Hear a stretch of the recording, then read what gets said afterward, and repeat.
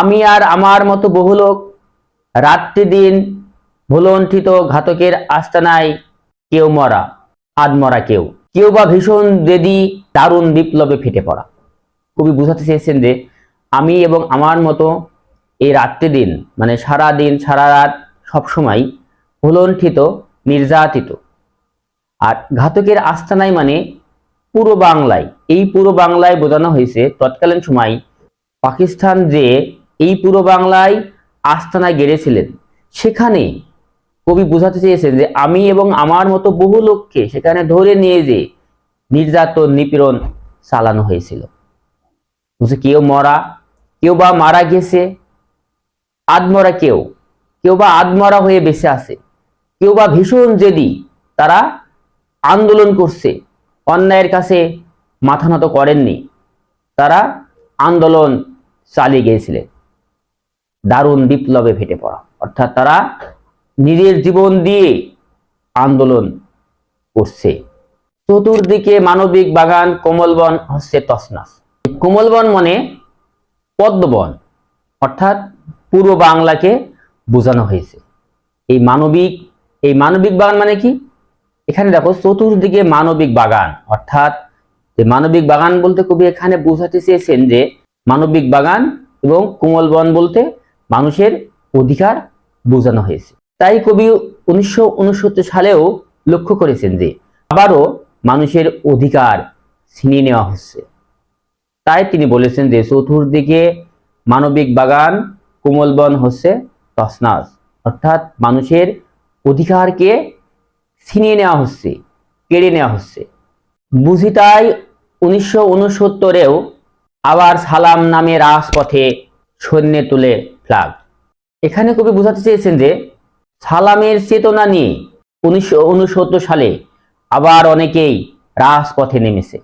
কবি এখানে বলেছেন যে 1952 সালের মতো সালামকে হয়তোবা রাজপথে পাবো না, নামবে না, কিন্তু বাংলার দামাল ছেলেরা 1952 সালে সালামের মতো হাজারো জনতা আন্দোলন করছে। তাদেরকে দেখে মনে হচ্ছে সালাম যেভাবে পতাকা উত্তোলন করেছিলেন, ফ্ল্যাগ তুলেছিলেন, ঠিক সেইভাবেই 1969-এও আবার তারা আন্দোলনে ঝাঁপিয়ে পড়েছেন, এগিয়ে যাচ্ছেন। 1969 সালে যে তারা যে আন্দোলন করছে সেটা দেখে মনে হচ্ছে সেই সালামের মতোই তারা আবারও আন্দোলন করছে। বরকত বুক পাতে ঘাতকের থাবার সম্মুখে। 1952 সালে যে বরকত আন্দোলন করে 144 ধারা আইন উপেক্ষা করে তিনি যে বুক পেতে আন্দোলনে ঝাঁপিয়ে পড়েছিলেন, ঠিক 1969 এসেও অনেকেই বরকতের মতো পাকিস্তানের সামনে তারা বুক পেতে আন্দোলন করছেন। কবি এখানে সে কথাটি বুঝিয়েছেন। সালামের চোখে আজ আলোচিত ঢাকা, অর্থাৎ জনস্রোত, ঢাকাকে কেন্দ্র করে যে আন্দোলন চলছে সেটি এখানে বোঝানো হয়েছে যে আলোচিত ঢাকা। আজ আলোচিত ঢাকা বলতে সমবেত বাঙালির জনস্রোতকে বোঝানো হয়েছে।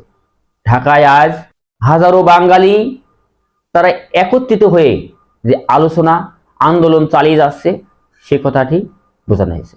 সালামের মুখে আজ তরুণ শ্যামল পূর্ব বাংলা। ভাষা আন্দোলন থেকে 1969-এর গণ আন্দোলনের এই সময় বোঝাতেই কবি একথাটি বলেছেন।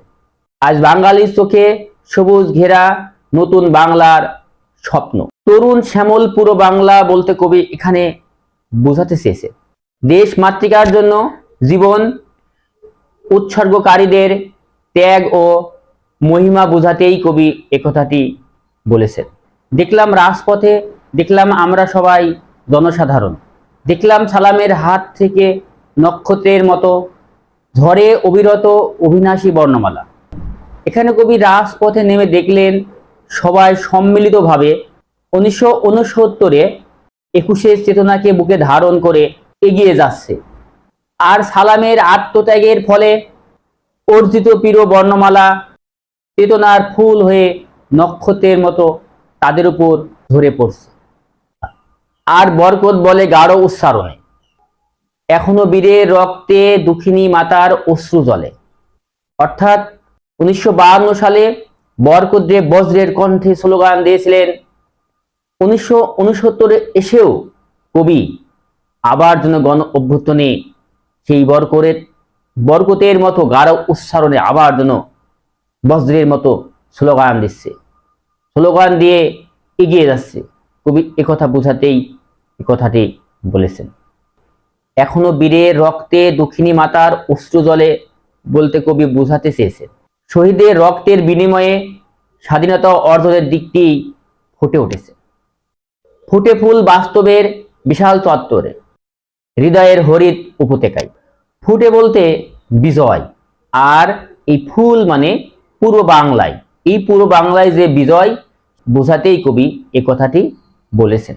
এই বিশাল চত্বরের মানে পূর্ব বাংলায়, এই পূর্ব বাংলায় ফুটে ফুল অর্থাৎ বিজয় হয়েছে, সে কথাটি তিনি বলেছেন।